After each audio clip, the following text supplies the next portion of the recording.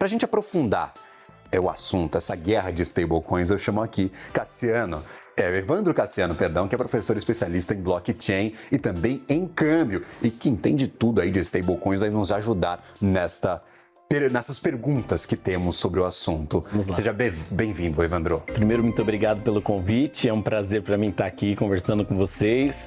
Esse assunto que é o do momento, né? Pós-regulamentação cresceu e a gente tem muito a discutir ainda, né? A gente não tem a pauta fechada, então quanto mais discussão fomentar, como o programa tem feito, melhor para todo o mercado. Perfeito. Olhando lá para a Europa, para o euro, Evandro, eles podem ter sucesso com essa tentativa de criar alternativas ao dólar? Como é que você vê esse projeto? A Europa realmente precisa correr atrás porque está saindo, talvez, com atraso nessa corrida digital? É bem interessante o posicionamento deles e eu vou te falar que, pensando politicamente, macroeconomicamente, é inclusive tardio. Dado que as stablecoins, elas fortaleceram o dólar como as de dólar saíram na frente. Então, pelo fato da grande maioria delas estarem em títulos do Tesouro Americano, você potencializou a economia americana. O que em um momento de geopolítica muito protecionista na economia, era uma pauta que viria. Obviamente, dos mercados, que não houvesse essa concentração de dolarização da economia americana. Porque de forma informal é o que está acontecendo com as stablecoins. Tem um relatório, esse relatório que a gente cita da FMI, ele fala em 200 bilhões de dólares em stablecoins, ou seja, dinheiro que teve que comprar ou dólar ou título do Tesouro Americano. Você fortalece o dólar com isso, né? Perfeito. Tanto que essa foi uma sacada enorme desse governo, que já desde a sua pauta pré-eleição, ele já defendeu, e não era uma defesa apenas do Bitcoin, mas pelo conhecimento técnico que ele tinha, é uma forma, e as stablecoins é a melhor forma de fortalecimento da economia por vias não tradicionais, então, né? Porque você vende os títulos, eles ficam guardados, auditados, eles não têm um resgate rápido como tem o dos bancos, então nós já vimos em falências de bancos americanos, o que aconteceu? Houveram saques de maneira muito imediata. A forma que as stablecoins faz isso evita inclusive isso, então é bom para a economia americana. Então, essa sacada do euro era óbvia. Eu acredito que ela veio até tardiamente e faz sentido. É ruim para a questão do que já acontece nas stablecoins. Mas para blockchain não é um problema, porque também a troca entre elas, entre uma stablecoin e outra, quando você já está dentro da blockchain, ela é muito mais fácil. Então, é interessante que tenha sido. São 10 bancos e são bancaços, assim, o BNP Paribas está envolvido nesse projeto e outros bancos europeus também. Faz diferença essa estrutura bancária por trás, por exemplo, é muito diferente do que a gente tem com a Tether, que faz a USDT. E eu queria entender como é que eles podem garantir segurança, transparência e governança para essa nova criptomoeda. Pelo contrário, eu vejo que inclusive para Tether, para Circle, as gigantes internacionais posicionadas em dólar, é inclusive um incentivo. Entendi. Porque você tem agora credibilidade. E ainda, por mais que houveram avanços no mercado, quando o institucional entra, todo o grupo sai ganhando. E é isso que está acontecendo então. Então, as americanas serão fortalecidas, porque tem espaço para todo mundo. E você incentiva, inclusive, a competição. Porque a gente estava também num cenário que não é muito saudável, vamos dizer assim. Quando você tem uma alta concentração em qualquer mercado, ele vai inclusive contra a filosofia cripto, que é a descentralização. E nas stablecoins a gente tinha uma centralização, tanto de moeda quanto de empresas.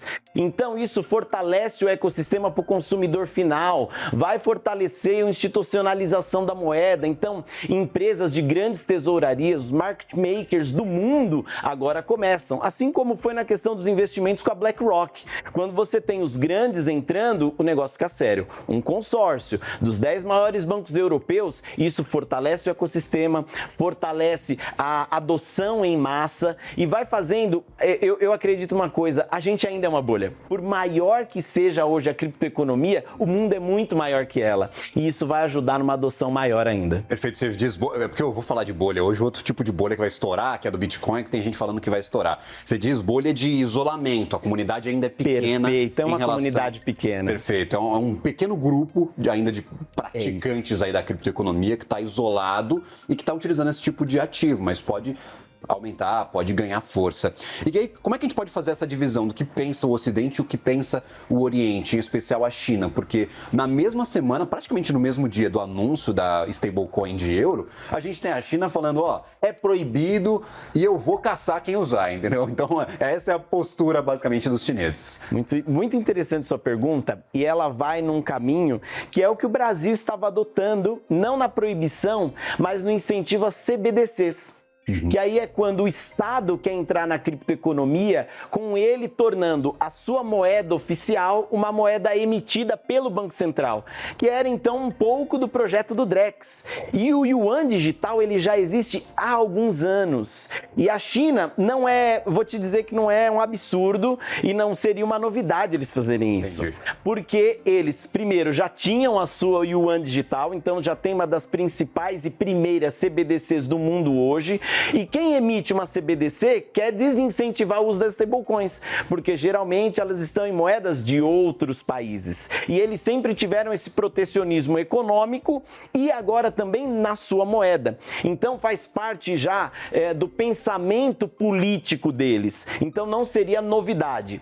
Porém, tem uma questão, é quase que você tentar enxugar gelo, tem uma dificuldade de você também tentar controlar isso. Assim como já existe há muitos anos, tanto a minha formação em comércio exterior, quanto o trabalho que eu faço hoje, nessa adoção cripto para o comércio exterior, já a China ela já estava há muitos anos impedindo que as pessoas tivessem contas em outros países. Então hoje você já tem muitos chineses que têm conta em Hong Kong. Então eles sempre encontraram outros caminhos. Como encontraram no passado, eu acredito que vão continuar encontrando e não vai ter como segurar o avanço das criptomoedas. Perfeito, e aí eu faço essa oposição. O relatório do FMI, Fundo Monetário Internacional, traz riscos, mas também traz vantagens. Você fala formação como comércio exterior, uso de stablecoins.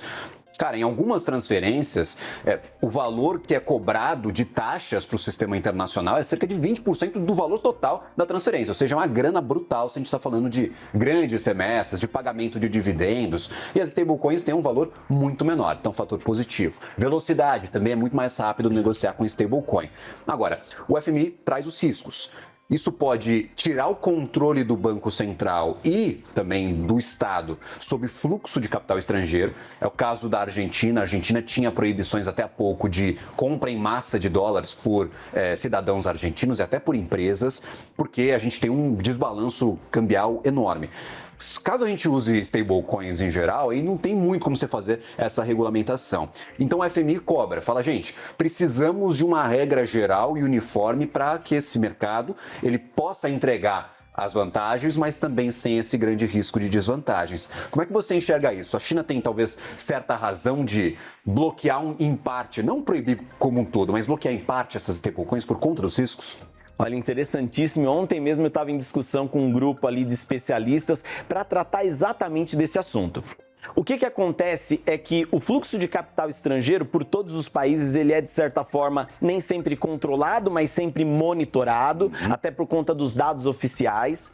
Porém, mais importante do que você proteger é você criar a internacionalização da sua economia.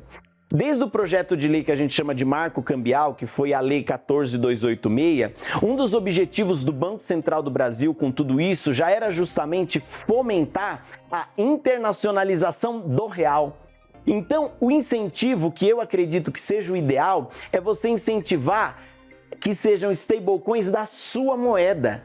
Quanto mais tiverem, aqui no Brasil a gente já tem, então tem consórcio de stablecoin de reais, a gente já tem BRZ, BRL, BRL1, e quando você coloca a sua, você também protege a sua moeda, você também incentiva. Então a inovação, ela não pode ser bloqueada, mas quando ela é incentivada e canalizada para os seus objetivos, você consegue atingir ele sem restrições. Perfeito, inclusive vou puxar aqui uma fala do Geraldo Alckmin, que é vice-presidente, ministro da Indústria e Comércio do Brasil. Ele falou, gente, a gente precisa vender mais, a gente precisa participar mais da economia internacional. Então tem esses dois lados, talvez com uma regulamentação, mas a maior participação do Brasil no comércio no mundo.